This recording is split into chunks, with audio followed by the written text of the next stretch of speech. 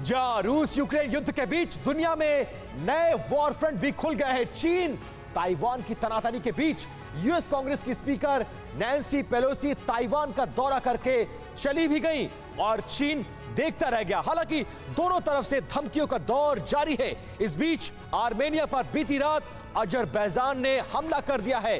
TV 9 Bharatvarsh ने ही सबसे पहले आपको आर्मेनिया और अजरबैजान युद्ध की कवरेज दिखाई थी और इस बार भी हर खबर आपको सबसे पहले यहीं पर मिलेगी। इसके अलावा रूस यूक्रेन युद्ध का ताजा अपडेट भी आपको देंगे।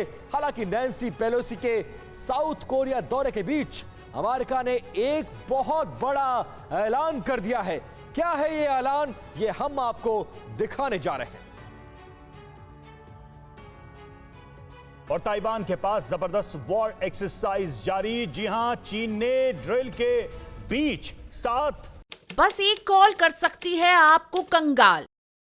खाली हो सकता है बैंक खाता। कैसे? देखिए मेरे साथ, जागते रहो सिर्फ मनी 9 पर। अभी डाउनलोड करें। डेंजर जोन घोषित किए हैं और कल 6 पॉइंट्स को लेकर अलर्ट जारी किया था। चीन ने 7 पॉइंट्स पर की ताइवान की घेरेबंदी। 25 साल बाद ताइवान के पास सबसे बड़ी वॉर ड्रिल चाइना की तरफ से की जा रही है। एक्सपेक्टेड था, इसकी उम्मीद थी कि चीन ताइवान के ऊपर दबाव और ज्यादा बढ़ाएगा, ताइवान को डराने की कोशिश, मनोवैज्ञानिक तौर पर उसे तोड़ने की कोशिश चीन करेगा। नैन्सी पेलोसी का दौरा पूरा हुआ जिससे ड्रैगन बौखलाया हुआ है। 7 डेंजर जोन घोषित किए हैं चीन ने। तो चीन की तरफ से लगातार धमकी भी दी जा रही थी और अब देखिए लगातार ये जो वॉर ड्रिल चल रही है और ताइवान के चारों तरफ एक तरीके से एक ऐसा घेरा बनाया जा रहा है ड्रैगन की तरफ से कि ताइवान के ऊपर लगातार दबाव बढ़े। और जैसा कि विदेश मंत्रालय की तरफ से यह साफ कहा गया था कि जिसने भी चीन को चुनौती दी है और चीन की संप्रभुता को चुनौती दी है उसे हम सजा जरूर देंगे। सवाल यही उठ रहा है कि क्या ताइवान पर किसी फाइनल अटैक की तैयारी में है चीन? बड़ा सवाल, क्योंकि अगर ऐसा होता है तो एक और बड़े युद्ध का फ्रंट खुल जाएगा और दुनिया के सामने एक और बड़ी चुनौती सामने आ जाएगी।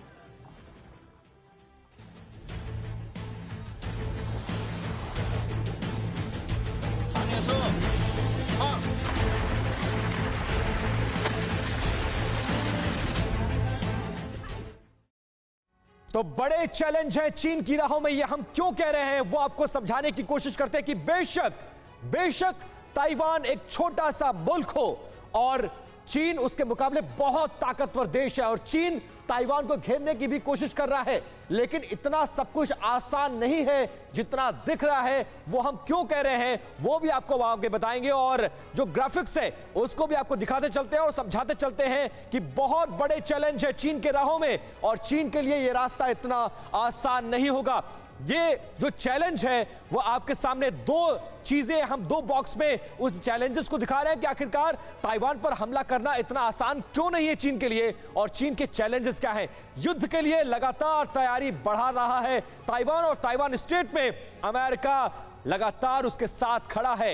यूक्रेन जैसी कोई अलगाववादी आवाज नहीं है वहां पर, जबकि चाइनीज दबदबे के खिलाफ ब्रिटेन का मोर्चा खुला हुआ है।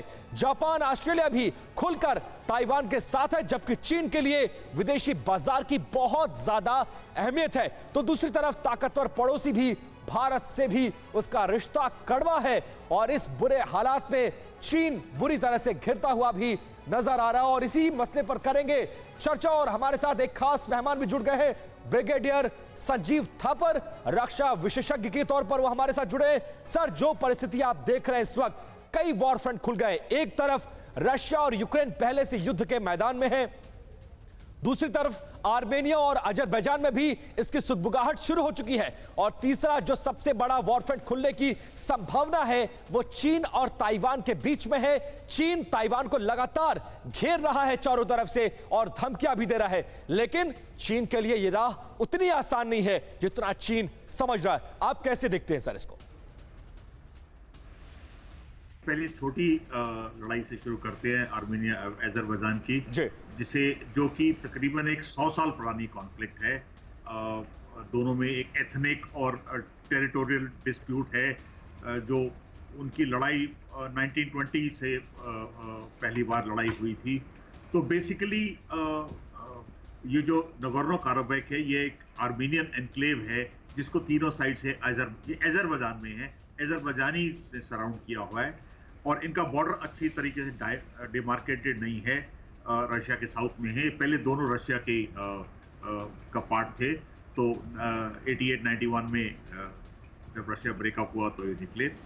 तो बेसिकली इनमें लड़ाइयाँ हो चुकी हैं 2016 में, 2020 में एक किसी तरीके का सीज फायर हुआ था, लेकिन ठीक से क्लैरिटी नहीं आई और इंटेंसिटी चलता जा रहा है। जी।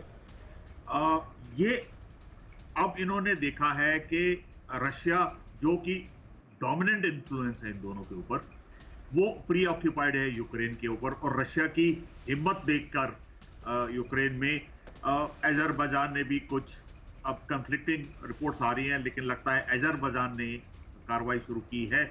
तो बेसिकली ये एक छोटी कॉन्फ्लिक्ट है, मुझे नहीं लगता इसके ऊपर ज्यादा ये बढ़ेगी। थोड़े दिन में थोड़ा प्रेशर आएगा और ये फिर इशू खत्म हो लेकिन जाएगी। सर, ताइवान तो जिसको इसमें चीन ज्यादा- लगातार घेर रहा है, आज जो रिपोर्ट आई, जो तस्वीरें आई, 7 जगहों से उसको घेरा जा चुका है। 9 नॉटिकल माइल सिर्फ दूरी है, जहां चीन और ताइवान के बीच में जो डिस्टेंस बचा हुआ है वो सिर्फ 9 नॉटिकल माइल्स है। ऐसे में अमेरिका की जो स्पीकर हैं वो दौड़ा करके वापस जा चुके। क्या चीन जो धमकी दे रहा है, उन धमकियों में आपको दम दिखता है? और जितना आसान ताइवान पर हमला करना दिखता है, चीन के लिए सब कुछ उतना आसान होगा? देखिए, मैं इसलिए पहले छोटी चीज की, बड़ी चीज मुझे चाइना ताइवान लग रहा है जी।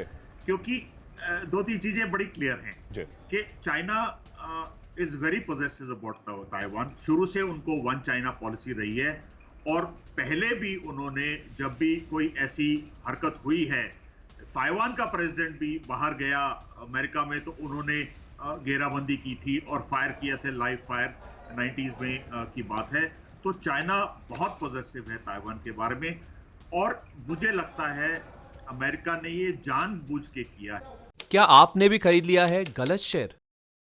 हो गया है भारी नुकसान?